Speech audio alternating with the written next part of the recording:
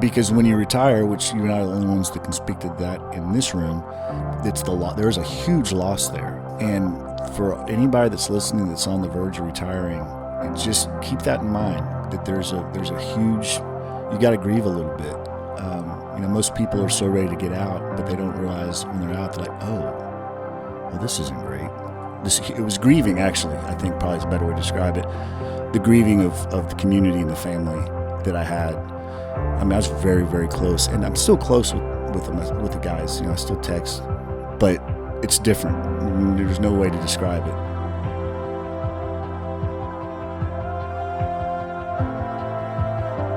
The whole point was I wanted people to know that counseling isn't necessarily kumbaya, laying on the couch, what we think. And if you find the right person, it's amazing. And it's no emotion. It's not emotional. And I think that's where people get confused, is when they're feeling emotion about a critical incident, they feel like it's a weakness and it's emotion. It's not. It's how our brain works. It's a function of our brain. Things get stuck in the wrong lobe, and they have ways to move them.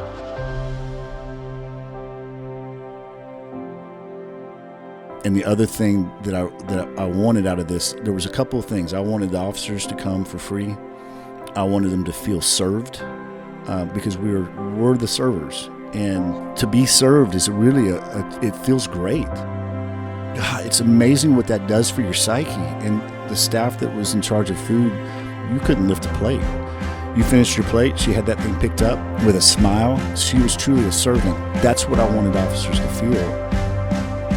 You're listening to the ATO Bridging the Divide podcast, brought to you by the Assist the Officer Foundation. Since 1999, the ATO has given assistance to the first responder community, and now we want to give them a platform to hear their incredible stories. We also want to hear the stories of the many people that support us. Our community is small, but it is strong. We have differences. We don't always agree. And we all make mistakes. But together we can grow, we can heal. And we can learn from those mistakes. And together we can bridge the divide.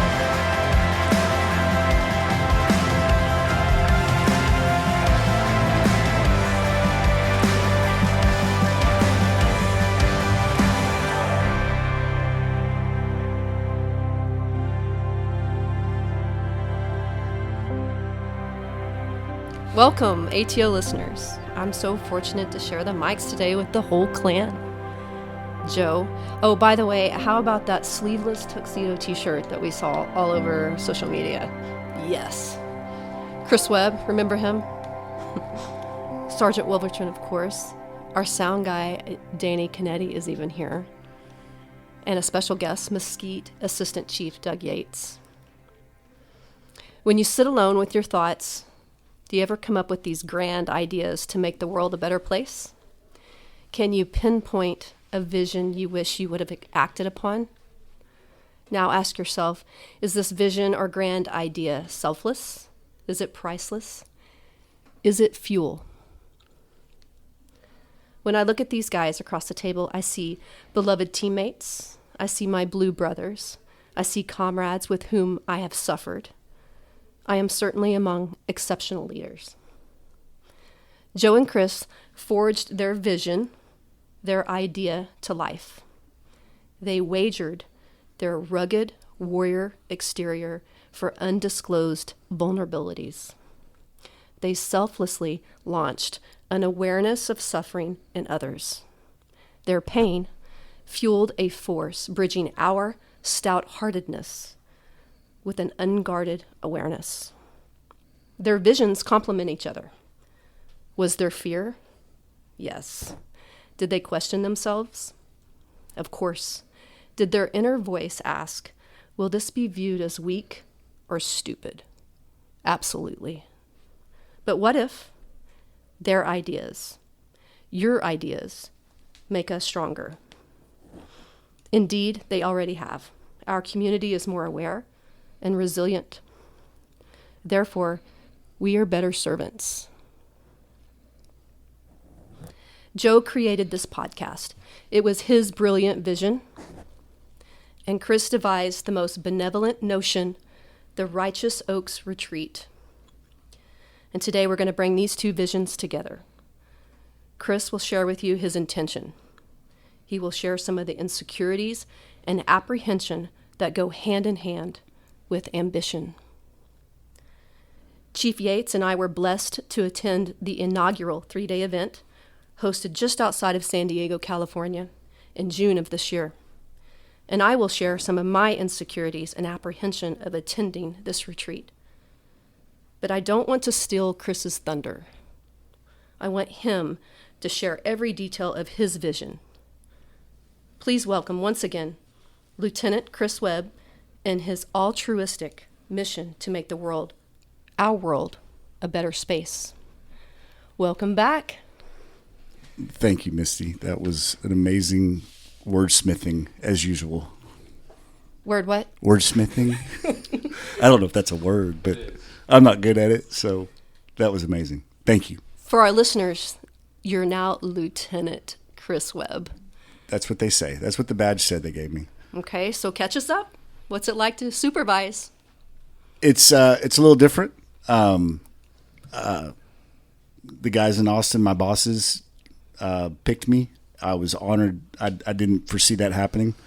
And I was very happy with what I was doing. So this has just been a little bit of a bonus. I got great guys I work with. It's a little different, the day-to-day. I didn't know how much admin work there was. So I'm an outside guy. So it's been kind of a little bit of a shift, but it's been really easy. I work with really, really good guys, and we get to go all over the state. And so it's been great. Dallas, I never thought about being a supervisor in Dallas, but Dallas absolutely prepared me and equipped me for it. And so my time here, if I hadn't had that, I wouldn't be able to do what I'm doing now. So I'm very appreciative of my time in Dallas and the people I worked around, and it set the stage for this portion of my life. Did you gulp the Kool-Aid, or did you Company make man. it a point to refuse it? Well, they didn't offer it yet, so I'm wondering if that comes down the road. I work for really good people, really good officers, and all of my supervisors have sat in my seat at some point. So it's been great.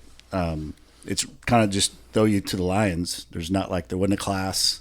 I didn't take a test. That's probably why I never promoted in Dallas, because I wasn't a great test taker. So, but I've just figured it out. And again, it's been really easy because the guys I work with are amazing. So, Chief Yates, thank you for coming. Can you speak on that? Thanks for having me here.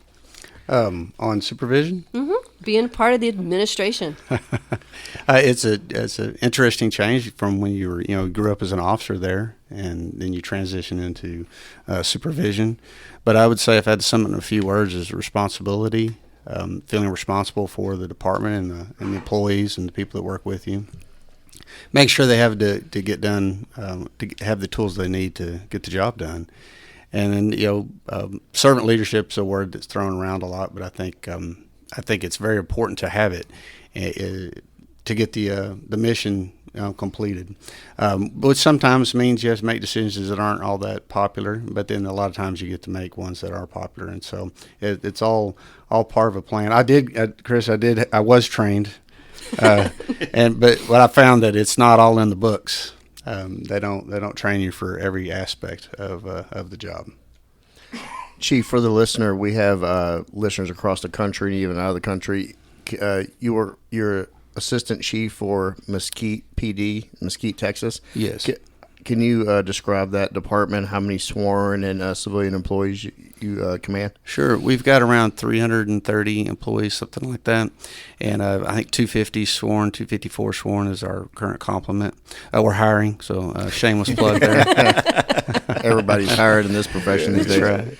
And where are you located? We're just east of Dallas, so we share a Dallas border. I guess we'd be southeast kind of Dallas on that side. Thank you. Grove Plus. Still Dallas County. Still Dallas County. We have a small piece of Coffin County. Chris flattered me this morning by wearing his pearl snaps. And obviously I'm going to have to ask about what your workout routine is. Just go every day. That's the secret. Go every day. I do that. It's my mental prep for the day. If I don't have it, I'm a mess. And you didn't have it this morning? I didn't, so I'm a little jumpy. Yeah. Yeah. The caffeine's didn't have anything to fuel, so it's got to get burned off somewhere. So it'll be in words in here, and I'll sweat it out in here too. Yeah, Chris is a sweater. It's a sweat box in here. Thank you, Danny, for keeping the door open.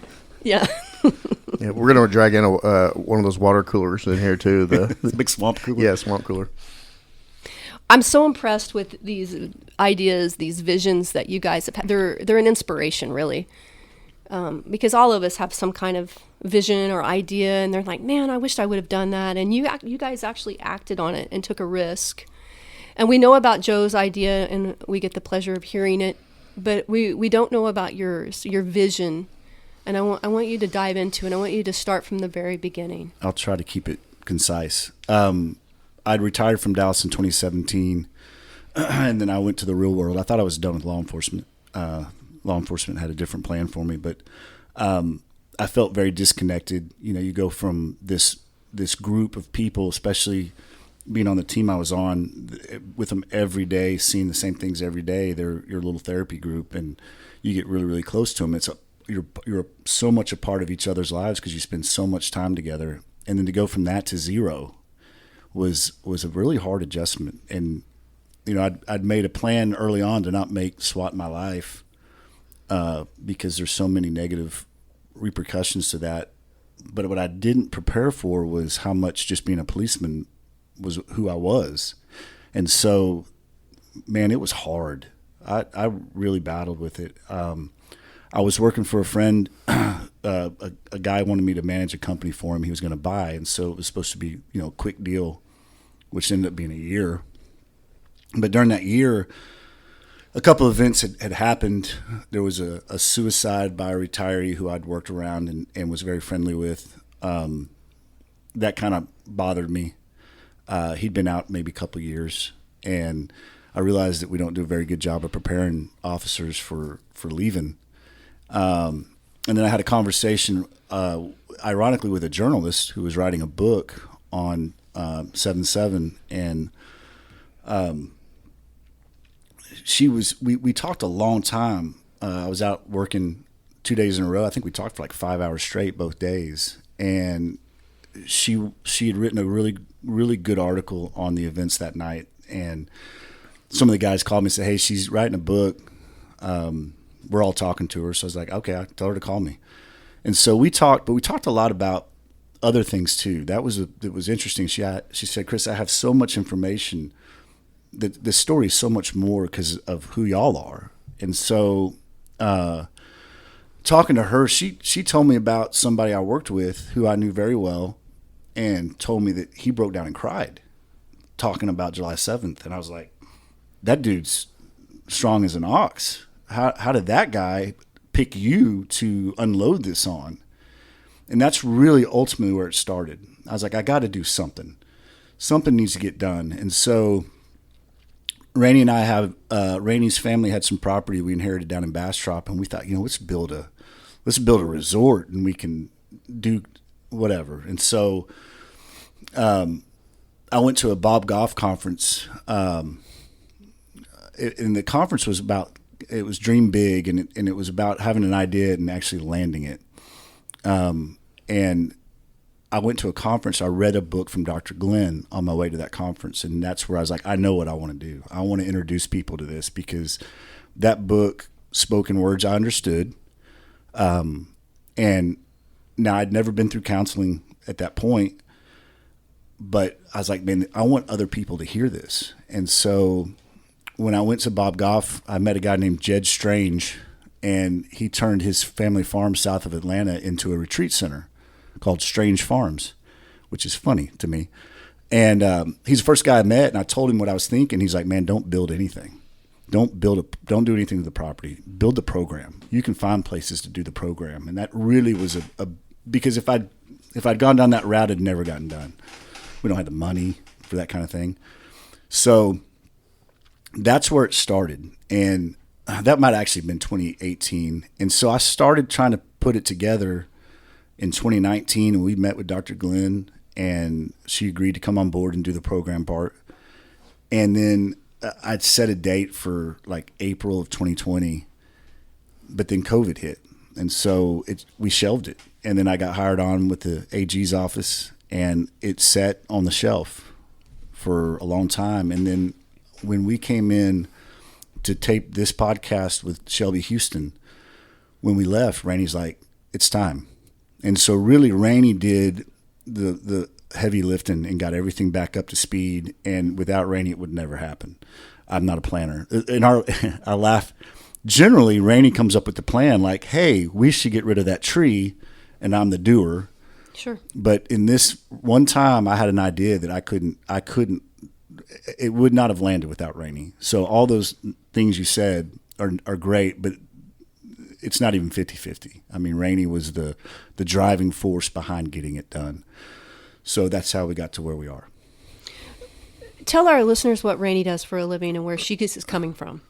So Rainey was a prosecutor for years. She did, I think, 15 years with Tarrant County in crimes against children. And so for me, she's the perfect partner because she knows what we do. And there's no mystery behind it because she saw the other side of it. She's now a magistrate judge in Tarrant County. And that's why she couldn't be here today, because she's working. So did you communicate this vision to her? From day one, talked through it.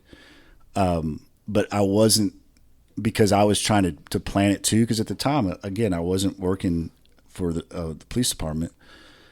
I had more time. And so I was trying to do it all by myself. And that's also probably why it didn't totally come together back in 2019, 2020. Do you think this idea would have evolved if you wouldn't have left Dallas? No, it absolutely wouldn't have. I'd probably maybe be in the equipment room by now. Or I'd still be just grinding away, looking at the end, trying to get to the end. But back in 2016, Chief Brown needed something on paper to show the city that they were doing something about summer crime. And so they put us on evening shift. And so, kids were still in school. So I wasn't seeing my family, and that broke me. That's the thing that's like, it broke me. It was a perfect storm. I was broken because I wasn't seeing my family. It was miserable. I was a horrible human being to be around because I just wanted, and there wasn't really a plan. You know, SWAT stuff is SWAT stuff. I get it. I'll come in for anything if you got a plan, but it was really just go be on that beat. So I'm sitting up there in my squad car up in Northeast Dallas, and my family's at home. I'm like, I want to be with my family. So I would have, that's why I left. I wouldn't have left, and this would have never happened. I'm going to read you a quote, and I want to hear your thoughts on it. Okay. Is it real smart? No. Okay. Perfect. You know I'm from Oklahoma. Practicing patience. Was it the key to developing your intention? Man, that's deep. I don't know that patience was there at the beginning, which is why it didn't grow when it did. I think I was trying to muscle through it. Isn't that your habits, though?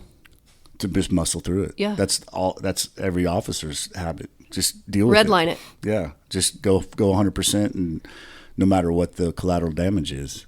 But when you retired and you had that time off before you became police again, was there patience within that time period? Man, there was a lot. There was a forced patience at some point. It didn't start that way. It was chaos at first because it was just this loss of this. It was grieving, actually. I think probably is a better way to describe it.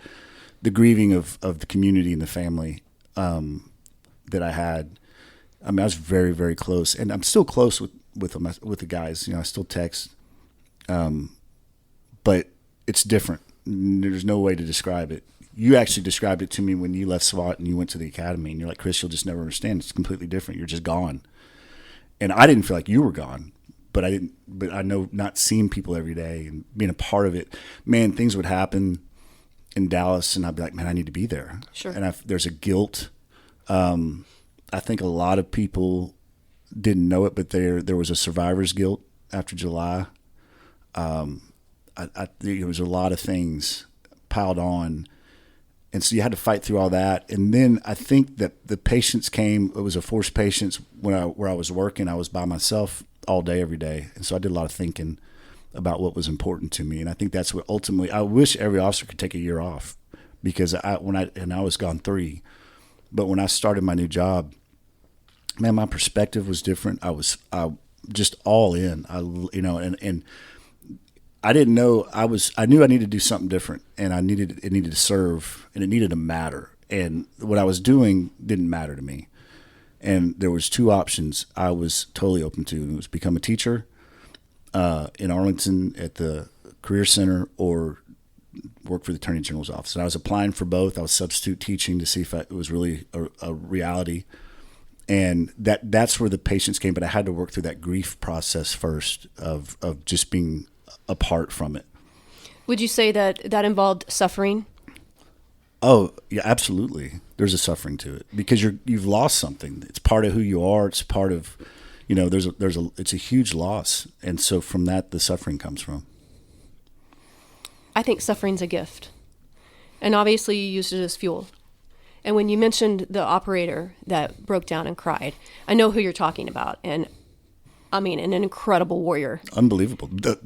I have so much respect for him. Yeah, and me too. And I have him on a pedestal. But that just makes him more human. Yep. And Joe, I think that's where you're coming from too, suffering and creating this podcast. Will you talk on that? Yeah. So the vulnerability in policing, and being vulnerable and policing, they're really not synonymous. But the vision to do this, we were trying to normalize it and make it go hand in hand, because it is, because it doesn't matter if you're police, fire, military, you're human first, right? And I don't care what kind of training you've had. I don't care how long you've been on an agency, or what big city, small town, it doesn't matter. You're a human first, and you're going to suffer like all other humans. And we just happen to be exposed to more trauma than most other humans and professions. And to start this, to normalize a conversation for people to be vulnerable and to understand they need help, or to reach out and help others, which is honestly is as rewarding, helping a peer, which I found is more rewarding than most any other police work I've done in Dallas. That's what my mission was. And it's kind of evolved from that. Chris, tell us exactly what this retreat is. Righteous Oaks Retreat is a 3-day excursion. We take you away. The concept is I wanted to introduce people to what counseling can look like for law enforcement officers. Again, staying away from being a kumbaya deal. It's not that. It can be something completely different. Our goals of the retreat, it's just that, give officers a retreat away from the day-to-day grind, kind of restore them and renew them. When they come back, they're rested. They've heard a little information about resilience training and how to be resilient in our line of work, and they get to be served and loved on in a way that cops will be all right with it. Right? We don't like kumbaya stuff, but there's just be served and know that people care about them. That's exactly what it was. It's exactly what we wanted it to be. Yeah, it felt like family. It felt like it came from love. And it was a reset, a break. I look at it like maintenance. We all will go to a chiropractor to get our back ready for the PT test, or our hip, or we'll go get a massage to heal something that's giving us pain. Why do we refrain from healing our mind? Mm-hmm. The most important piece that drives us. In this line of work, we've got a foot in normal life, and then we've got a foot in this real world. And you come to work for 8 hours or 10 hours or whatever it is, and you see the worst of the worst in people. That people do horrible things to each other, and then you got to come home and you got to be mom and dad and brother and husband and wife, and you've got to just be able to flip that switch off. And it's so taxing. It's taxing on the officer. It's taxing on the spouse. It's taxing on the kids, whether you know it or not.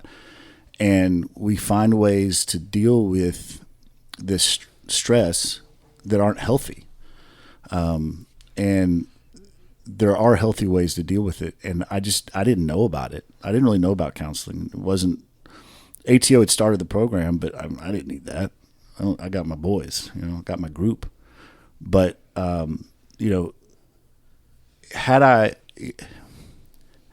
there's been things like Chief Ramirez's talk about what happened to him at North Central. I knew Chief Ramirez pretty well, really well. We ran around together. And when he transferred up to North Central and he had the loss of a baby on a call, I remember when it happened, but I wasn't equipped to even reach out and follow up with him. And, if that happened today, I would handle it much better as a friend by just talking to him about it. Hey, man, just checking in. And I did learn that behavior sometime later on.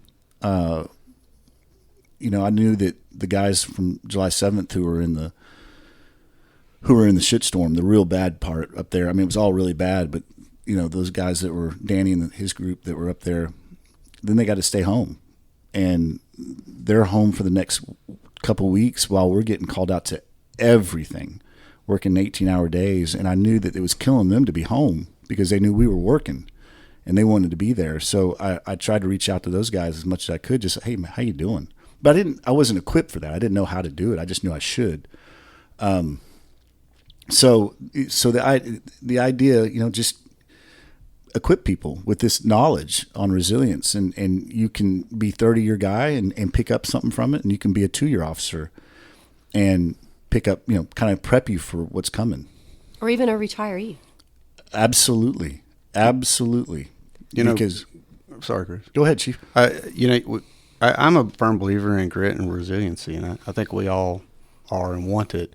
I just think we forget that we have to. It's not necessarily something giving at birth, and the needle can change.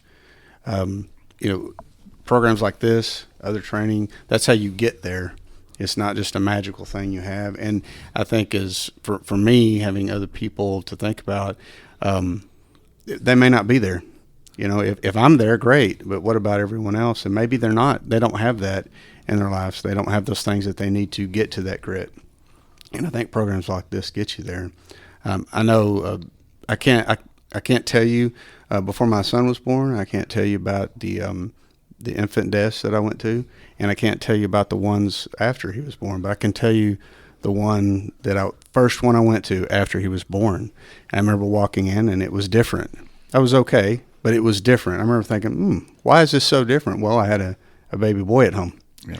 And so the needle can change for people too. People can that grit isn't something you get and it sticks with you at a certain level throughout your whole career, and it can change. And moving into retirement changes things, and different life instances can change that quickly. And I think we in law enforcement just feel like we get it and we hang on to it, and we're at one level for the rest of our careers, and I think it can move around. Yeah, that bucket gets full, and you don't even know it. You don't know when it gets full, but it's filling up over time. All those instances just keep getting piled on. I've heard it described as death by 1,000 cuts. I've heard it described a lot of different ways, but it's kind of saying the same thing: is everybody's got a maximum, and when you got a foot in both worlds, and you're seeing things that every day that the common person, gratefully and thankfully, don't have to see, maybe once or twice in their life. You're seeing it constantly on these calls, and it's not just us. It's firefighters, it's the paramedics, it's emergency room nurses and doctors. It's just the constant flow. And some things don't bother you, but they bother your partner. And then the next day something bothers your partner and it doesn't bother you at all. You just don't know. Well, then you factor in home life too, and the issues you may or may not be having there. And then on top of and that can change. Can change daily. Absolutely. How you show up to work and your mindset by how you left the morning or for your shift can negatively affect your day at work, and can negatively affect how you deal with what you deal with during the day. And longevity. Yeah. Look, think about the love we have for this job when we started, and how each one of us will say how much fun, and at some point that drifts off into another place. and departments invest in programs like this, you're going to create that retention. You're going to keep it, and officers are happier longer. Yeah, if you don't do the maintenance. You can buy a whole bunch of equipment, and you can buy great uniforms and comfortable uniforms and good cars, but there's so little spent on the officer's mental approach, and I think that's the piece that's been missing for a long time. But I do think departments, law enforcement in general, and a lot of departments have started to realize we've got a little bit of an issue. You train somebody up and you got them working for 4 years, and then they start battling demons, and you lose them because of an alcohol incident, or what worse, a suicide. And that initial investment that the city made into that person is gone. And it's not going to cure everything, but certainly having people be willing to talk about it and seek the right counseling, you're helping out your employee, but you're also helping out your employer, the citizens, because if I'm mentally in a good place, I'm a better officer. But if I'm pissed off all the time, I'm now a complaint generator, and because I'm just beat down. And you go through phases. I went through those phases in patrol over 10 years, where I'd be at work and I'd be great, and I'd be at work and I'd be like, I'm so sick of the same call at the same place. But it happens to everybody. But long term, if you're handling it correctly at home or outside of work, then it makes it a lot easier to come to work. Not now. I have fun every day, by the way. I love my job. Well, I feel like this retreat gives you tools. It educates you from the beginning. That first day starts with education. And a lot of us have had some pieces of that education, but some of the younger ones hadn't had any experience with that type of education. And then throughout the other 3 days, they're offering you different things to give you tools. Mm-hmm. For example, the EMDR, and even discussing the book together as a group, listening to everyone's stories, especially Shelby's from her perspective, meditation, yoga. Those were options to go to, not forced on you. Mm. And then it was fun. Yeah. It wasn't this cry fest. No. Although there were some tears shared, sure. but they were proper in the proper place, and you get it. I think warriors cry. Absolutely. I'm scared of the ones that don't. It's a release. It's a release, and to feel comfortable enough in your surroundings to let go of some of that stuff. That probably made me the happiest, because I could see people were like, oh, okay, I'm safe here. And I don't say safe like safe spaces, but it is safe because we all get it. Every officer there had something at some point, or they're going to. And, everything affects people differently. But sometimes just talking about it, you're like, oh, that was good to say. I'm glad I had that conversation. And I had I made it a point, because I kind of facilitated EMDR time. And so while people were doing other things, I was kind of the go-between. I tried to talk to everybody. I'm like, well, how was it for you? I wanted to know. Some people would come out, I'm like, I don't really think anything happened. And then I had a couple come out and say, that just changed my life. And I was like, wow, that is great to hear. I mean, really, that's the point, is giving you a springboard going forward. And now you know what it is. And so you're like, oh, I just had a critical incident. Now I'm 2 weeks out and I still can't sleep. I'm 4 weeks out. I know I need to go talk to somebody, because this isn't going away. And just being equipped for that, like in that way, could help somebody down the road. Everyone did it.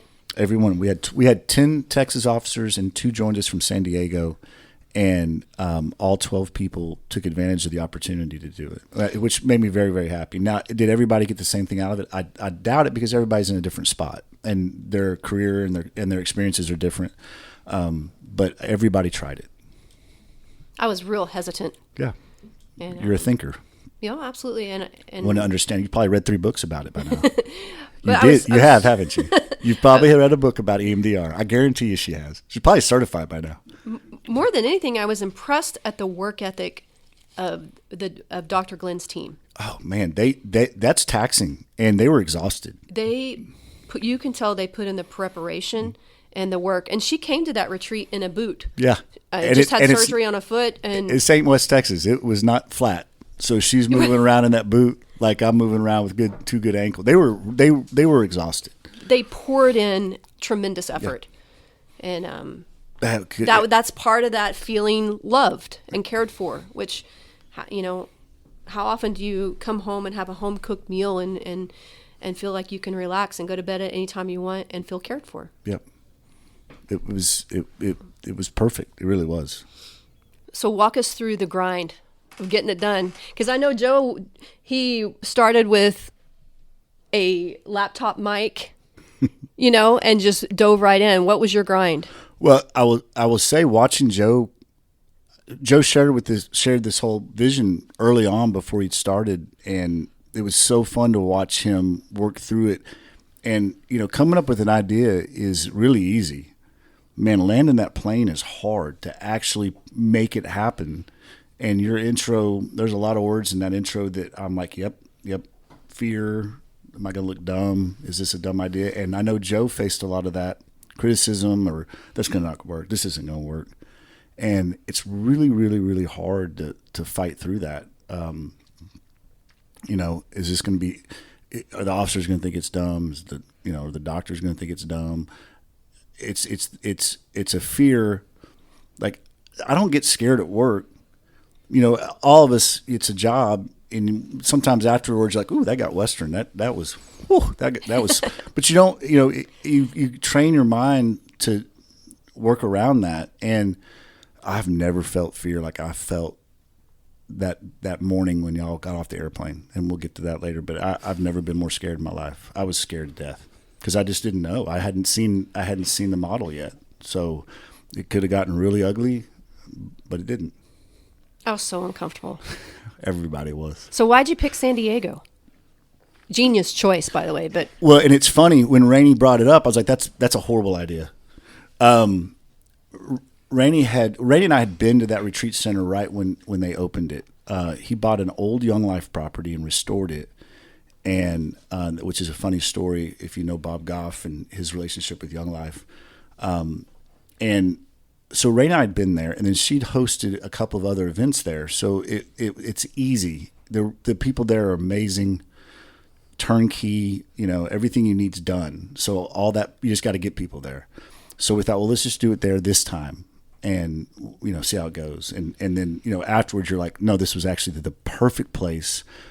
One of the things Rainey brought up, one of the many brilliant things she brought up, was it's easy to wake up in the morning and go, man, I don't want to go drive 3 hours. I'm just not going to go. But when you got a flight with your name on it, you're like, I just got to get to the airport. And so we thought that would keep people from backing out. Because, again, nobody, especially police officers, they want to know the plan. And they want to be comfortable. And that forces you to be a little bit uncomfortable. But I think that getting on that plane and getting people totally away from their surroundings was huge. Also great to get out of the weather because it was beautiful while we were there. So just a complete foreign place for everybody. it was absolutely beautiful. You had a nice fog in the morning, and it lifted we were with in the sunshine. pool, in the pool by the afternoon. Yeah, a freezing cold pool, which coincides with the cold baths. Yeah. Joe's outdoor in the sun cold baths. Yeah. Lukewarm baths. Yeah, it's like a soup I'm sitting in. So talk about your selection process. This is the first rep of getting your vision, your goal, your objective done, and you had to select people to go. It's amazing. And I'll preface by saying that Ray and I spent a lot of time in prayer about this. And when things started coming together and contracts started getting signed and we got everything squared away, the date set, we've got the place set, we've got help from Cisco Foods. Now you're like, okay, we got everything ready. It's going to be really weird if it's Rainey and I. And the part that sounded easiest was becoming the hardest. Because like, well, how do I find people to do this? And I reached out to Joe. I was like, Joe, come. You need to come just to see what it's about. He's like, I'm out of town. And you're like, dang it, there's one more. And I'm like, well, that was going to be an easy one. So I called Figueroa and Sergeant Figueroa. Sergeant. Yep. And I was like, can you come? I'll be in Puerto Rico. I said, well, if you think of anybody, call me. And I mean, within minutes, he's like, how about Crystal? I'm like, perfect. So I reached out to her. I said, kind of preface it, get me in the door. And because I didn't know her. Sure. At all. And so I called Crystal and I was like, hey, I want you to come to this deal. And I had all this big speech and she's like, okay. I mean, right off the bat, I'm like, oh, I had a whole paragraph to try to convince her, and she just jumped right in. I was like, this is awesome. So I had one. And for our listeners, that's Crystal Almeida. Yes. And she was on a previous episode. Yes. Okay. And so we got Crystal lined up. We reached out to a friend in Arlington who had retired. And so she had a foot in both worlds. She's a counselor now, Stephanie Gillespie. And so there was our number 2. And then I tricked you into coming. And I was uncomfortable. To be real honest, I didn't know what to expect. Yeah. And I've had my fair share of therapy. And every time I drive to therapy, I try some way to talk myself out of it. I don't Right. need this. This is stupid. That someone else should be in this place. And every time I leave, I'm so thankful that I went. Yeah. Well, and it's interesting. Like I said, I'd never been to a counselor before. So I found, and I was explaining this idea to a friend back in 2019 and who was a counselor at one point. And she's like, so you're going to use your foot in the door as being a policeman to get people to come? I'm like, yeah. And then you're going to tell them how great counseling was for you. Like, oh, no, I've never been to counseling. She goes, don't you think that's a problem? I'm like, yeah, but this book. So I did go see a counselor who actually was able to, she did EMDR. And so I asked to do that too, so I would know what it was. And so, so you were I tricked you. Well, you owed me because I came and spoke to your class. So we're at 3, and we were at 3 for a long time. And Rainey's starting to sweat it out a little bit, and she called Shelby Houston, who's also been on. Sure. And she said, Shelby, who's somebody from Mesquite we could invite? And she's like, well, let me think about it. And she called back and she said, well, what about Chief Yates? Y'all need to talk.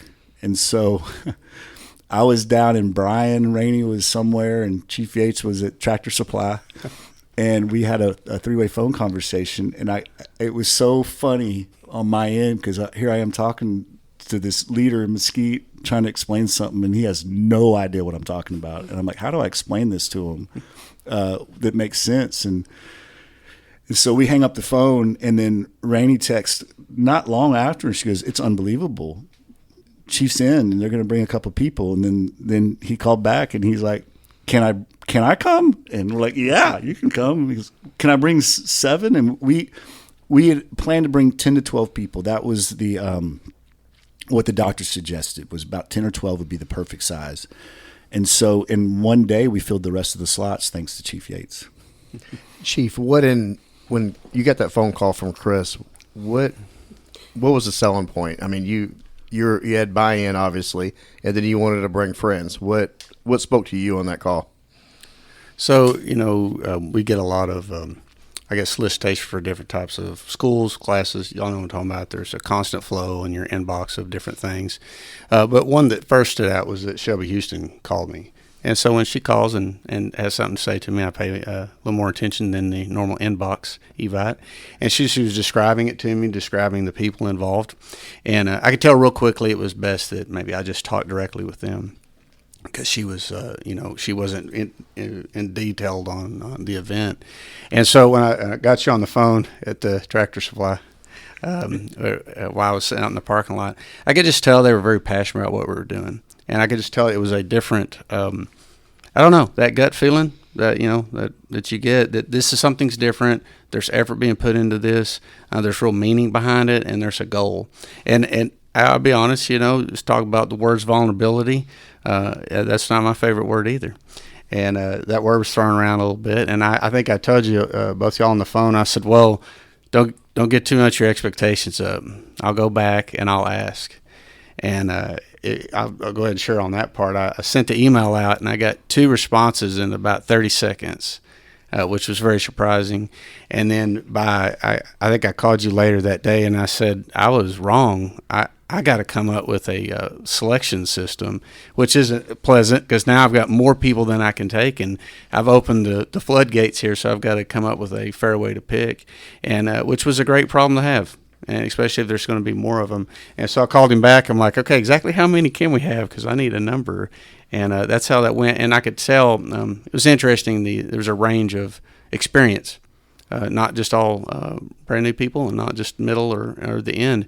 It was a range of people. I think we had a good range during that. So, but to answer your question, that was the communication on the phone is what sold me that this was something that we should look into.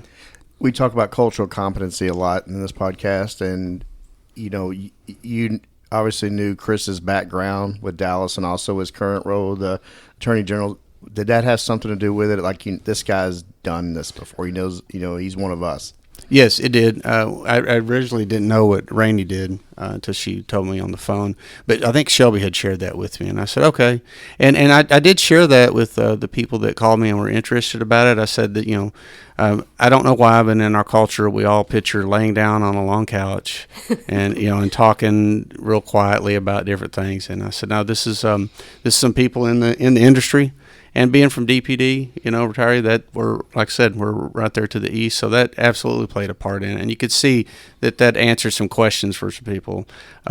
Who's involved in these type things is so vital as compared to even what's said.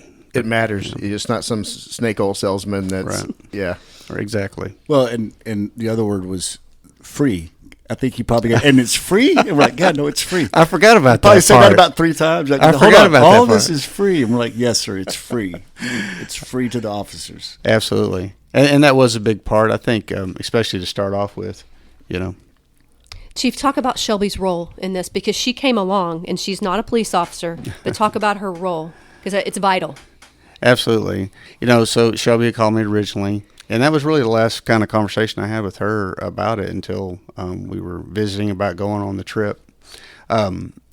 Shelby, I've joked with the Houston family before a little bit about them having some kind of royalty status to some extent at our department because of the price they've paid at our department.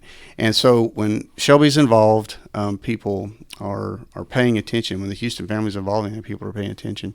But on this instant, I did not. I don't know if y'all know this, but I did not tell anyone that Shelby was going to be there until they had agreed, because I wanted them to want to come and learn and be a part of it. And then when they found out that she was going to be speaking, they were excited about hearing what she had to say.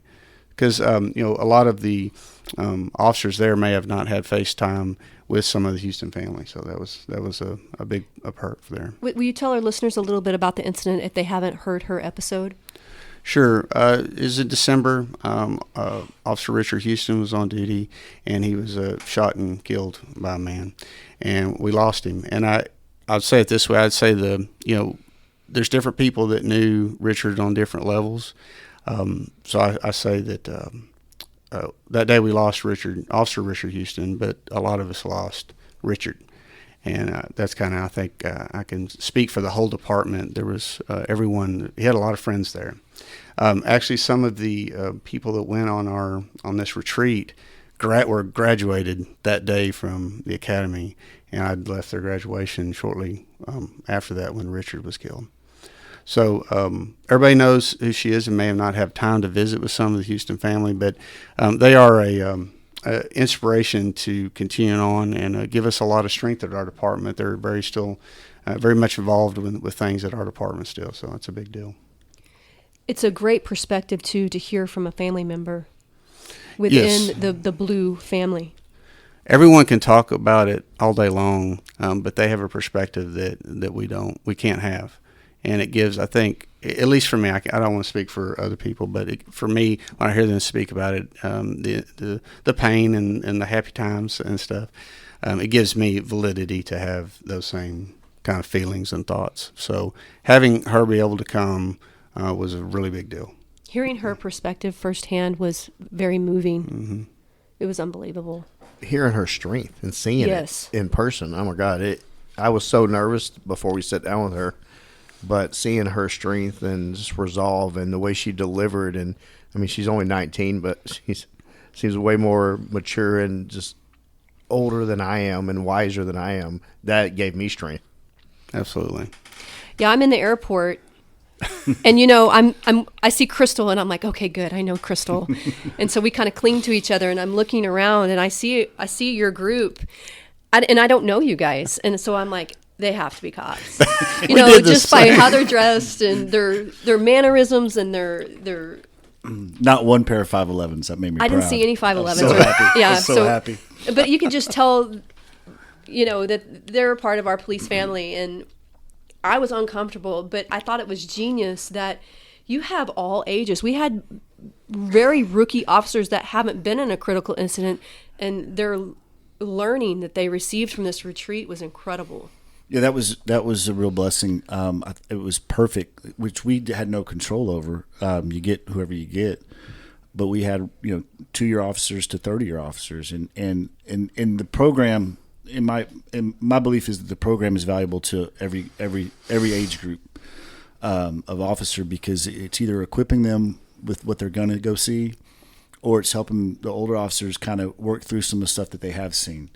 And when I read the book, I was like, this is valuable to me now, but it would have been very valuable to me back in 1997 when I hired on. And so that was kind of the idea. The goal is to have a wide variety of people, and it played out that way in the perfect way. And I think it had something for everybody.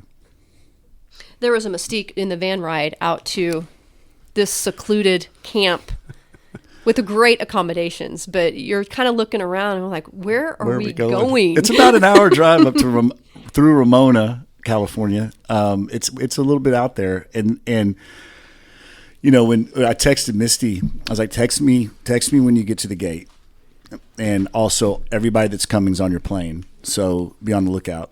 And she's like, I picked out about 5 of them. I'm like, yeah, there'll be more. And Rainey had established a group text stream with everybody coming. So she said, hey, Chris is out here with a black van. And Rainey picked up Dr. Glenn and one of her associates, Becky, and they were in a different car. And so everybody gathered in the semicircle, and boy, you talk about just standing naked. I had no idea. I had a vision of what it was going to look like, but I had no idea what it was going to look like. And that's the most fear I've ever felt in my life, because I've got all these officers and a photographer staring at me like, all right, what's next? Real inquisitive, not knowing what they're getting into. And I had no idea how to prep them for the hour ride, for all of it. And so, I was a nervous wreck. I was an idiot, bumbling idiot. And that was the longest hour of my life. Oh, the distrust in my heart. And I trust you, but I found out there was a cameraman. Yeah, I found out there's administration, a chief, and therapists. And I'm like, not your 3 favorite hell people. No. Yeah. And then, we've all been to training, some kind of police training. For example, the SWAT conference. Oh. And, it's so ego-driven. Yep. And so everyone is sizing each other up. Yep. And so I was looking for that. Yep. I was looking for the uncomfortableness of the therapist, and then I didn't want anything to do with the cameraman. And he was incredible and funny, and I'm so glad he was there. And then I talked about this at the retreat, but I've never seen a chief as high as Chief Yates is be able to be vulnerable and participate without judgment and just be a true leader. And I hold that title very carefully, because you don't have to be a chief to be a leader. And and you fit the bill. I was impressed. Thank you. I will tell you, when Rainey and I were, talking through it for weeks afterwards, we just kept saying, literally God gave us the perfect group and showed us how perfect it could be. And it's now like, okay, this is what it can look like. Don't mess it up. Don't mess it up from this point. I showed you what it can look like. And literally the perfect group of people for our first experience. Everybody tried everything. And, but at that moment at the airport, prior to getting in the van, Rainey had Dr. Glenn, and Dr. Glenn was looking at everybody, and she goes, they are so uncomfortable. She Absolutely. Just looked at everybody, and she goes, they are all so uncomfortable. And I get it. And I've played that scene over in my head a bazillion times, and how it will be different next time to try to ease some of that tension. Because nobody, to the point we rolled up, and we rolled right into the living room. They call it the living room, and we're greeted by the staff, and like, God, are we joining a cult? What is happening here? And it's just so awkward. And then Dr. Glenn rolls right into her first presentation, and it's about an hour and a half presentation. And it's great. And it was but it was drinking from a fire hose because there's just so much information. And it was, for me, it was at dinner that night when I felt like the ice kind of got broken, and that was due to who was there. I mean, there was a lot of little conversations going on, and we ate really, really well. They do a great job with food, and the other thing that I wanted out of this, there was a couple of things. I wanted the officers to come for free. I wanted them to feel served because we're the servers, and Sure. to be served is really it feels great. It really does. God, it's amazing what that does for your psyche. And so the staff that was in charge of food, I hadn't actually had a chance to talk to them about it, but you couldn't lift a plate.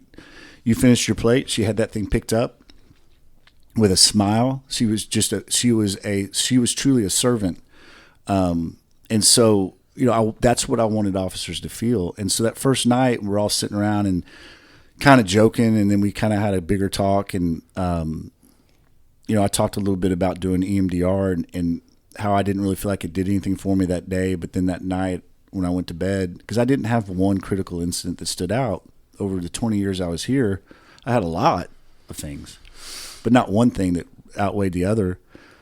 And when I woke up the next day after doing EMDR, man, I'd had the most crazy, I've never dreamed like that prior, and I've never dreamed like that since. And I know something probably had moved in my brain that I didn't even realize was not in the right place. And it's not, you brought something, the whole point was I wanted people to know that counseling isn't necessarily kumbaya, laying on the couch, what we think. And if you find the right person, it's amazing. Somebody that deals with officers and knows our language like Dr. Glenn does, and a lot of counselors that work through ATO, they get it. And because we want to come in, got 30 minutes, I need to get fixed because I got to get back out in the street and get to my job or whatever. And the way she addresses it being, it's way more, it's no emotion. It's not emotional. And I think that's where people get confused is when they're feeling emotion about a critical incident, they feel like it's a weakness and it's emotion. It's not. It's how our brain works. It's a function of our brain. Things get stuck in the wrong lobe, and they have ways to move them. And that's really what I wanted for people to understand. And once we had that dinner and there's some laughter and I kind of explained my experience, Dr. Glenn said, "Hey, tomorrow we're gonna first time we get together after breakfast, we're gonna meet everybody." And so that was a really a pivotal time too, because it kind of got everybody to hear everybody else's story. And some of the younger officers were like, "I really don't have anything." It's like, awesome, great.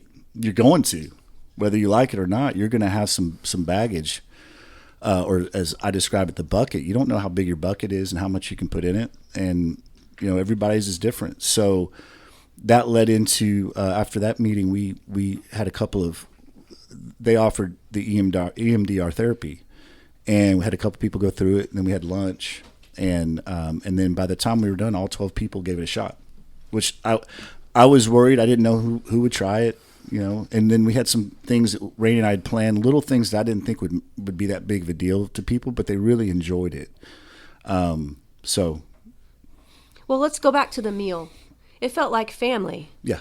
And I didn't know the majority of these people. And by the end of that meal, we all sat down together, a home-cooked meal, a healthy meal that was prepared for you with love, it felt like. Yep. And everybody ate together, and it relaxed. And then we sat by the fire pit for a little bit and laughed. And there's freedom to it. Some people, they went for a walk, and some people went to bed. And you have that option. It's not rigid. It's not rigid by design. Nothing is going to be forced on anybody. I didn't want to force people, but I wanted them to participate, but also to have the freedom to say, "Hey, I'm going to go over here." Awesome, because I don't know what you're going through, and something that might have been said, or you might be just by the intro, you might be working through something that I don't know, and I don't need to know. But whatever you need to do. But I wanted people. There was a couple of things like, hey, hayride, boom. which sounds so stupid to say. No, I want to get to that. Okay, we will. But we haven't got there yet. Yeah, we haven't. We're still in morning day 2, right? Day 2 morning. Yeah, there is a freedom. It's not real rigid because the idea is to relax and for the couple of days to be restorative. Right? I want you to come out going, man, I feel good. Something's, I got a good perspective on things, or I learned a little something that's going to help me. And so I don't think having every minute of the day planned is the way to do that. Sometimes you just need to breathe a little bit and have fun. I mean, I had so much joy watching a basketball game break out. Yeah, there was basketball. The football came out. There were the swings. Yeah. In the grassy area. Yeah. It was fun. Yeah. The bonding part. Back to dinner. The concept of eating on a long table with everybody was just that. I mean, we only ate dinner together like that. Breakfast and lunch was more relaxed, you kind of sit. But dinners, we're all going to sit at dinner together because that's where you really, you're feeding your belly, but you grow as a group there at the dinner table. Well, the grounds. Oh, I'm sorry. Go ahead, Joe. No. I was I'm sitting listening to this, and Chris, you and I talked before. Honestly, a year before COVID, you were telling me about an idea you had. Oh, damn, sounds good. It sounds good. And you had a vision for a 5-star hotel atmosphere and a retreat for officers to wait on them hand and foot. And you had an idea, and you were slowly building it, and we talked in your episode about COVID kind of ruining it. The plan itself got COVID, okay, yeah. and it went, and you had to put it on the shelf, and then you obviously kickstarted it. How did you come up with this plan? I mean, I know you had Dr. Glenn involved, and you knew there was going to be a level of counseling, but did you have it planned out to such a degree of the camaraderie that had to be a big part? And then taking into account you were probably going to have officers that did not know each other from different parts of the state and also maybe even the country. Well, we gave Dr. Glenn the floor. Like whatever she wanted to do, we put that on the schedule. Rainey built the schedule, and that was the first things we laid out. What do you need? What exactly? How does this look to you? And then we built everything else around that. And so, all the way to the details of what time breakfast is going to be. All that came after she gave us the layout of what she's like. I need to do this here, this here, this here. And that vision of when you actually were sitting there with everybody at that table and all the camaraderie and all the conversation and everybody breaking down their little self-created barriers. How did that make you feel? Man, the relief that I felt that first dinner where I finally said, okay, this is going to be all right. Things are going to work out. Because up until dinner, I was a little cautious because we rolled right into Dr. Glenn's first session, so there wasn't a lot of talking. So the talking and the camaraderie at that first dinner, I was like, okay, this is working out. This is kind of what I was hoping for. And I will tell you, it was more than I ever dreamed when it was all said and done. I was like, man, I didn't have the capacity to think about what ended up actually happening, which is amazing. Misty, how was that like for you at that first dinner? I was uncomfortable at first because I didn't know anybody, and I didn't know what to expect.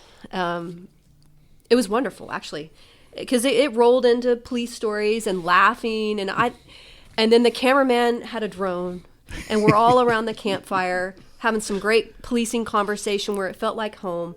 And then you hear the big splash in the pool down the hill. And we're like, and it was cold. We're like, is somebody in that pool? And the cameraman lost his drone in the pool and had to jump in and get it. And that kind of broke the ice. Yes, and there was filming. It got filmed. And he'd never jumped off a high dive. He did a backflip, which was impressive. It was one of those old school pools, the big square with the high dive. Yeah, high dive. Like Uncle Butch pool, that old pool from the 80s. We were jumping off the high dive, Chief included, going down the slide. I mean, there was a lot of fun and laughing, too. There was time for that. We brought Jonathan Valdez was our photographer and videographer, and we had hired him. He was a good friend from our church.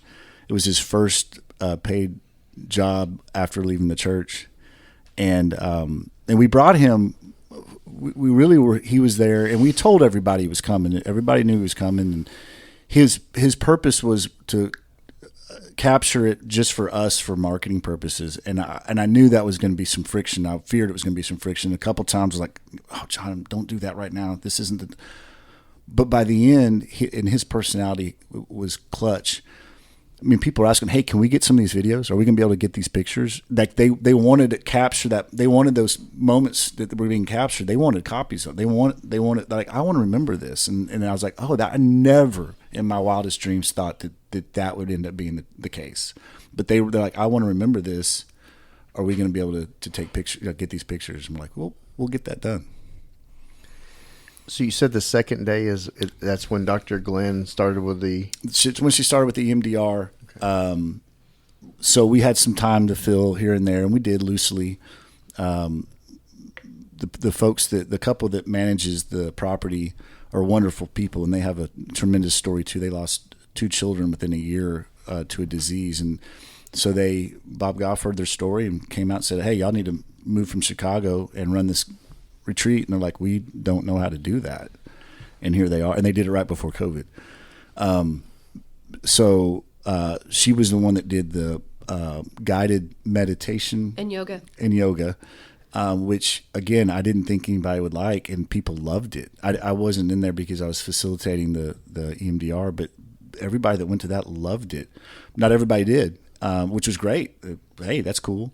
And then Justin, her husband, took us on a hayride, which is funny because we're all a bunch of Texans and we've all been on hayrides, and which led to a really pretty meaningful moment that night, and that ended with us petting cows and feeding horses carrots, and everybody raved about that. I'm like, y'all are all Texas. You could go do that any day of the week, but at the moment and again, it was 60 degrees too, which makes everything better. So so everybody took part in almost everything, and the things that they didn't take part in, it didn't change their experience. Well, before Shelby presented her story, because she did at the hayride, they had a parallel presented to us about a racehorse. Yeah. A racehorse that had come to this farm to recover and regain who they are. And you get to look at this beautiful racehorse that is very high-strung with anxiety, and spent its entire life going from a stable to the track, back to the stable to a stall, back to the back to the track. All it did was run. It didn't know how to run forward. It only knew how to run kind of sideways or sprint forward. Never was really around other horses except for when it was racing. And that facility used to house several of those. They'd come on vacation and they'd still run a little bit just to stay fresh, but the rest of the time they got to be horses. They'd go out to pastures and hang out with other horses, and they all came back running better times. They came back healthier, and as Justin describes it, it's the same. It's the parallel of what we need as humans, and we don't do it because in our society it's you go. You got to go work your job. You got to go do this because you got all these things you got to pay for, and you forget about yourself. And so that horse stood out compared to all the other horses because it is a pure racing horse. But then it was very uncomfortable being in the circle by itself, and it talked the whole time to its new little family, neighed the whole time to it while he was talking because it didn't like being there. It wanted to be with its people. But it's interesting parallel to what we were trying to accomplish. It's exactly parallel to what that horse went through by coming there. So that I saw in the itinerary hayride, but then when you actually got into it, it was very meaningful. Yeah. And then right after that presentation and the parallel, Shelby presented her story and her perspective as a family member. Rainey said something when she was introducing her about being the spouse of an officer, and you think you know how you would respond to that moment when you found out that your loved one was murdered at work, but you'd never know how you'll react. And Rainey has said multiple times, she goes, I can only hope I can handle that experience with the grace and forgiveness that Shelby demonstrated at a very young age. And so Shelby was able to tell her story, and it was very interesting because, of course, the mosquito officers knew her backstory. But the other officers that, watching them respond to that was really interesting to me, because even some Mesquite officers maybe didn't have a close relationship, but they know the story. Even the ones that graduated the day her father was murdered. But to watch the officers who didn't know her at all, I mean, it was impactful. It really impactful. She's an amazing human. Absolutely. And they had those fainting goats. Yeah, they did have But some. they were so taken care of. They're fat. Yeah. You said it, not me. I never got to see any of them faint. They were too chilled out, relaxing. Sorry for the fainting Too goats. zen. You're going to hear this and Yeah. heart be broken from being called fat. They're fat. fainting They don't. goats. Yeah, they didn't follow through on the fainting part. They got And they had those fluffy cows. Yeah, they're like Labradoodle That cows. had like a perm. Yeah, and they just love to be petted. They were all about getting petted. I was like, y'all are brushing cows. But in our critiques, people loved it. They loved that time. And of course, it was everything all together. And it's a really neat setting. And, sun setting, and you're listening to this great story, this amazing story about this horse. And then Shelby gives her story. And it set the tone. And we had a little time to hang out down there. And I think that was very valuable to a lot of people. Very valuable. Surprisingly, because when we were planning, we're like, do we really want to do the hayride thing? We could do this here. And we're like, no, let's just go ahead and do it. And we asked Justin to do that talk. And it's such a powerful talk. And you're like, I get it, It made sense. Yeah, and if we can do that for a horse, we still can't fix their bones, but it's 2023. But, if we can do this for a horse, we can do this for ourselves and be restored. There was something to be said, too, about being around animals and nature. Absolutely. And Dr. Twiddell uses horse therapy, and it made sense to me after I experienced this retreat why that's so important. Yep. And so I went into the gift shop, because the retreat has a gift shop. They do have the gift shop. It's a really cool one, that too. They'll open for us, yep. And I bought a book there, and it's called Lead with Your Heart, Lessons from a Life with Horses by Alan Hamilton. And you've already read it. Oh, yeah. I read it as soon as I got home, and it's excellent. But it says slowing down allows for clarification.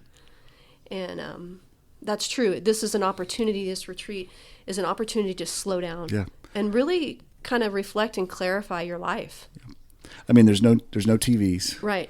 And you really don't miss it at all.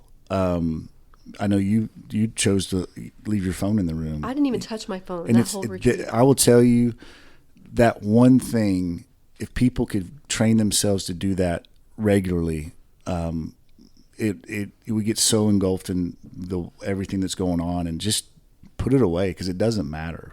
It really doesn't matter. And there's not a positive that comes from it, but we don't know that because we got fooled into thinking we have to look at our phone all the time. And just being away from your phone is such a restorative thing in and of itself. You don't have to go to a retreat to do that. You can do that on your own. I didn't realize there was no TV till y'all said that. Yeah. You're right, there wasn't. There's not one TV. in that whole The only TV campus. there was the one that Dr. Glenn uses for a presentation. And you don't even, it's amazing how little you need it. You don't need it.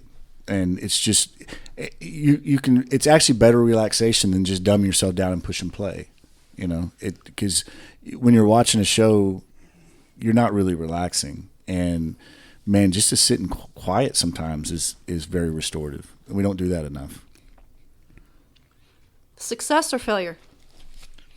Well, Rainey and I walked out and went, this couldn't have been more perfect. But really what mattered was not us. It was the two groups I was worried the most about will the doctors think it was valuable for them, worthwhile, and will the officers think that their time was well spent. And from the response I got from those two groups was absolutely. So by no doing of Rainey and I, it was a success. Each participant, when I got home, each one got a Google, like a reflection. Yep. Where you can kind of give feedback. Yep. And I poured into it. Yes, you did. Because when you get back and have time to really reflect on it, it was even more valuable. Yeah. Man, it was I woke up the next day when I got back home, and I was sad. I was sad because I couldn't just go meet up with the group, because it was such a great group of people that you really wanted everybody. I wanted to spend time with everybody. Everybody. Not one person did you look at and go, man, it would have been better if that person wasn't there. Everybody that was there got something out of it. Now, they might not have been as vocal about saying that you might have read them one way or the other, but every single person came up to me.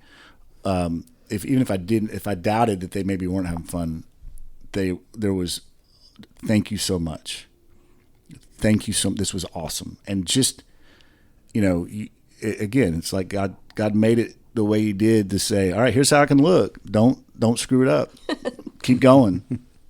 Chief, how did you reflect on it, and what was some of the feedback from your troops?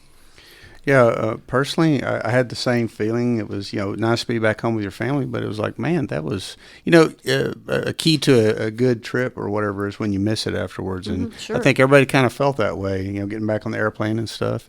And I felt that way too. It's like, well, that was a really impactful thing. And you sometimes don't realize till you got back how it affected you. And the verbal feedback I got from everybody on the plane and then back at work was very positive. Something I did not know that would come out of it for me in a very positive way is just those relationships with the people that I might not have got to have the same level instead of just being another person in the hallway. We're small enough to know everyone, but you don't know everyone. And to have those conversations afterwards when you get back, I thought, oh, something happened there. And there was great conversations while we were there, and things that needed to be discussed while we were there that was very important. So I, again, was shocked at the amount of people that wanted to go. And then the response when I got back, and I've already had several people ask about going, they're going to do it again. Of course, the ones who want to go back. But new people, they're like, hey, and so to get veteran officers to ask about an emotional survival type retreat, that says something. They're talking, so that's been my response to see that. I don't know, I know what I wrote down, and I meant every word of it. I didn't see theirs, but I know they're talking about the retreat because they're telling other people about That's awesome. Yeah, there was a lot of referrals that came in. That was one of the options. If you have somebody that you would in mind that should come or you think would enjoy it, put a name down. And so we got a bunch of referrals out of that too. So, and the more people that hear about it, the better, because it's very unique. It's not something that I've ever seen before. There was a lot, when I looked into it, there were a lot of options for our military veterans, and but it is different. It's a little different. I mean, there's a lot of similarities, but there's some differences too. And there was not anything geared towards our community. The everyday, day in, day out, and then come home and be who you're supposed to be at home. It's a different stressor, and so I really wanted something for us as a community like this. Misty, I want to ask you something. So I've known you since you walked in doors at Southeast, and this profession, we're all guarded anyway, and I know you personally so well. You're extra guarded, and you said early on when we started this that you showed your vulnerable side, and you had an experience there. Can you talk about that? And how it relates to this retreat? Yes. Well, Chris came out and talked to my students and did an amazing job. And then he was like, well, by the way, hey, will you be willing to do this? And I said, absolutely, without even, because it's him, and of course. And so, but then I got the emails and the itinerary, and I'm like, oh no, what is this? Because like I said before, I'm a therapist snob. Yep. And Dr. Twiddell is incredible, but every time I go to her, there's something in my body that is like, do not go. And then that's just part of it. And so when I got on that plane, I was like, go, I'm committed. I'm stuck. And my anxiety was sky high. And then I was afraid because I had recently retired. I was afraid that I no longer fit in this group. Yeah, her whole deal is, I don't want to take somebody's spot. I go, exactly. No, I need you here, because I knew you were my ombudsman. You would tell me honestly, hey, this is where you failed. This is what you could do different. I knew you would give me an honest response. So I trusted that it would be well thought, and that you, because of our relationship, you'd want it to be good. So you would be honest with me. That's really why I had you come. It's super important. And it did more for me because it relieved that uncomfortableness of I no longer fit in this community because I have retired from it. No. It got rid of that. And then it felt like family again. Yeah. That And I feeling. needed that. Yeah. And because when you retire, which you and I are the only ones that can speak to that in this room, it's the lot. There is a huge loss there. And It's a huge loss. And for anybody that's listening that's on the verge of retiring, just keep that in mind that there's a huge, you got to grieve a little bit. Most people are so ready to get out, but they don't realize when they're out, they're like, oh, well, this isn't great. Yeah. It's But- like being in the middle of a snow globe, and then once you're out looking in, the connectivity is not there anymore. That's very true. And then you're thrown in this group of people that you don't know. They all have different experiences, but they still are the Blue family. Yep. And it just clicked. And it wasn't like going to a police training symposium. It wasn't like that at all. It can be so awful. And it wasn't sit on the couch and tell me how you're feeling about it. It was none of that. It was fun. It was relaxing. It felt like love. It felt like family. And it felt like an escape. An escape with clarity. Yeah, with purpose. It was an escape, but it's an escape with purpose. The only thing I could say is I wished it was one day longer. That was a common response. Common response. Well, it costs money, so. Rewarding? Absolutely, yeah. On a personal level, just finally seeing it come to fruition, finally see the dream happen was amazing. There was a sense of accomplishment on that side of it. Again, would not have happened without Rainey. But then just the response from everybody, it was so great that people enjoyed it. You pour your heart out into something, and you put yourself out there to be ready to be squished because it's going to be dumb. And so to get that affirmation back from everybody that was there, I mean, everybody, you're like, it was it's like, okay, we're onto something here. This is the right track, and Rainey and I stepped out in faith on this. We to get it done, man. We opened up some credit cards, and because I didn't feel comfortable asking people to support something that hadn't been done before, and so I'm not good at asking for. I'm horrible. I've done this several times for different organizations. I'm not good at asking for money at all. I'm horrible at it. But with this, it's different because I know it can be impactful. There's people who need it. There's people who will benefit from it. And so it's going to make it a lot easier. And the only way we can do it is to have financial support. It has to be free. It has to be free in my mind. And in order to do that, we just got to find the right partners to join in with us and help support it, because we would love to do it 4 times a year. I don't know that we can with the holiday, that November, December, January is hard, but the rest of the quarters, I could see us doing that. Dr. Glenn's group is agreed to do that. The facility's there. And so it's just a matter of getting that money together to keep going, because it does prove worthwhile to me because just in the responses I got from people, I'm like, we got to keep doing this. Is there a way for people to donate? We do. We have righteousoaksretreat.com. You can go on there. There's a link. I bet Joe can put it in the episode notes. And we've got it figured out. It's probably about $2,500 per officer. And so we'd like to get 10 officers, 10 to 12, probably 10, just for the doctor's sake, would probably be about perfect. And I would love to do this till I can't do it anymore. I mean, I left there with an experience. I left there with 3 books, a hat, all of these little things, but I left with an experience that cannot be replaced. Yeah, those little swag things I kind of laughed. I'm like, cops don't want all this stuff, but Rainey knows better than me on pretty much every topic, and just the hat and a coffee cup and a notebook, a journal for if you want to write stuff, and just a little something to remind you of it. The rooms are cozy. They're very cozy. It's a great little place. Yeah.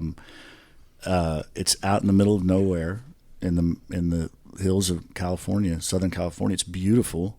It's different than when I first went there. I was like, this is interesting. I've never seen this before. It's not like Texas. It's not like Colorado either, but it's something in between. And we had perfect weather, and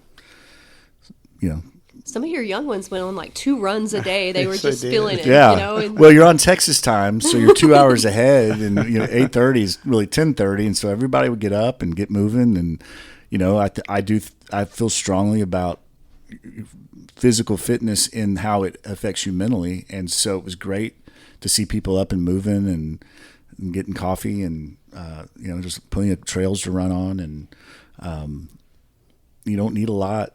You just need some no. clothes to wear and nothing fancy, just something to keep you warm, and it's also beautiful. Everybody walked off with check-ins. I was like, wow, y'all, nobody checked their bag, or walk-on bags. Nobody checked a bag. Well, except for on their way home, one person. I did it. I checked my bag. Oh. I brought a bunch. I didn't know what I was supposed to wear, Yeah, you have all the outfits. All your outfit. Got your yoga outfit, your swim outfit, your hang out for dinner outfit. No, it's real laid back, and that's the goal. Just be comfortable. Chief, how did your spouse feel about you going away to a retreat? When I texted her, It's work. I texted her while I was there, and I said, I don't have to make my bed, and I don't have to cook or clean dishes. And she's like, oh, that sounds great. Sounds awesome. I got triple time. Thanks a lot. When I first spoke to you about it, I said, hey, this is something I may be interested in. If there's a spot, I was worried about taking a spot for somebody, so I really appreciated Chris and Rainey because it was a big deal that I got to go. I really appreciated the opportunity.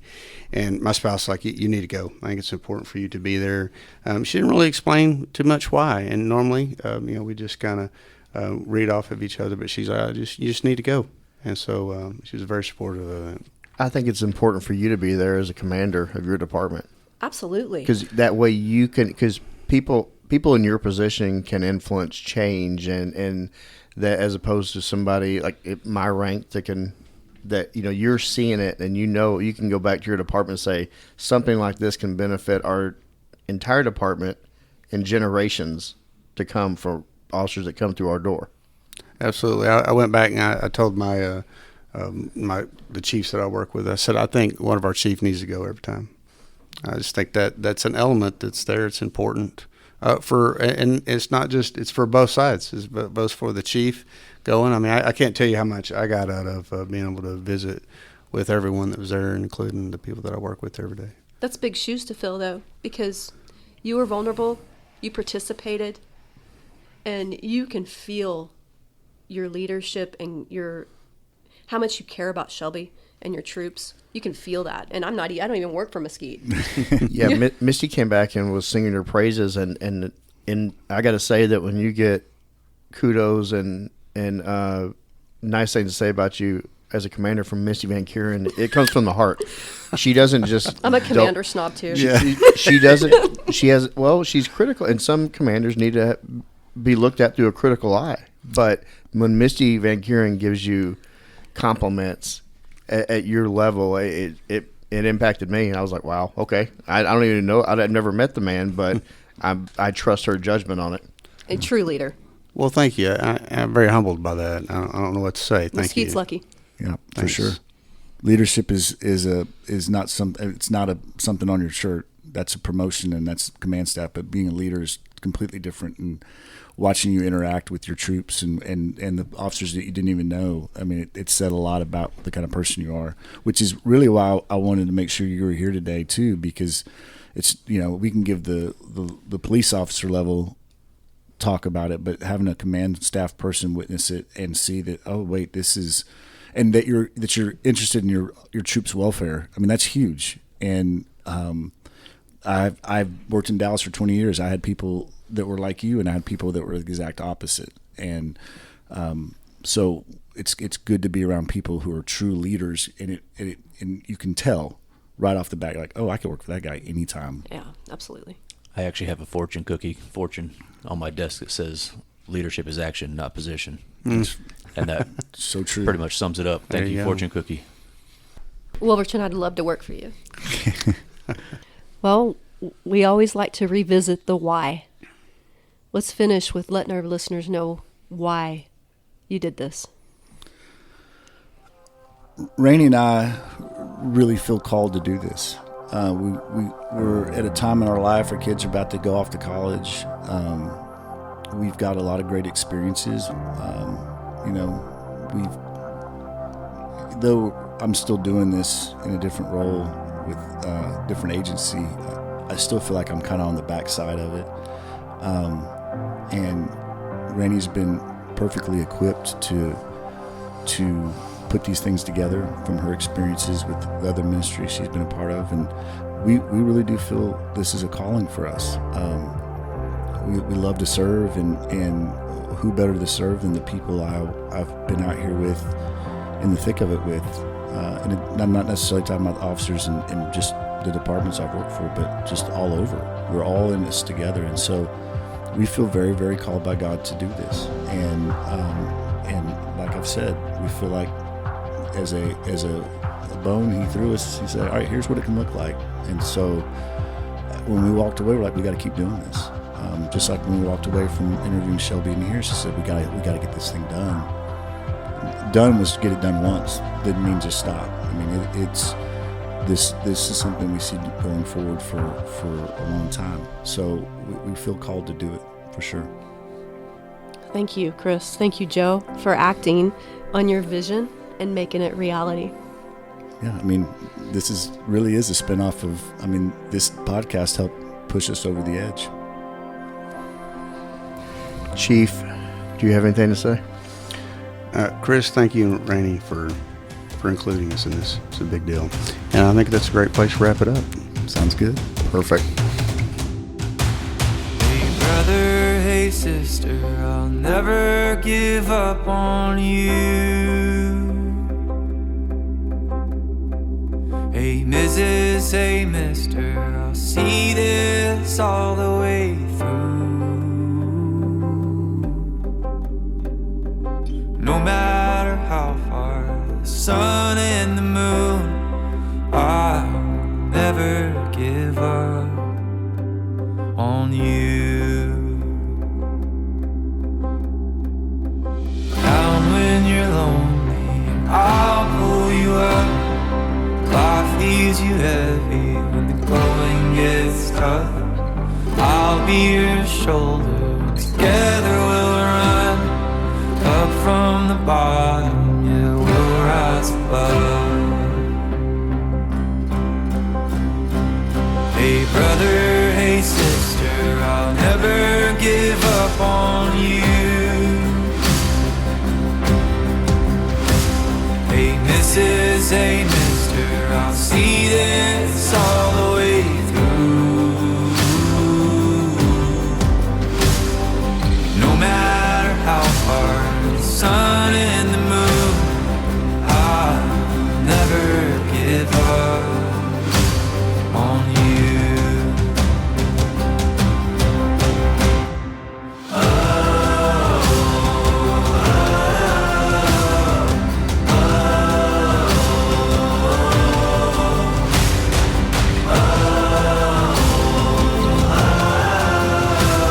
I'll never give up on you. Hey brother, hey sister, I'll never give up on you. Hey Mrs., hey mister, I'll see this all the way through.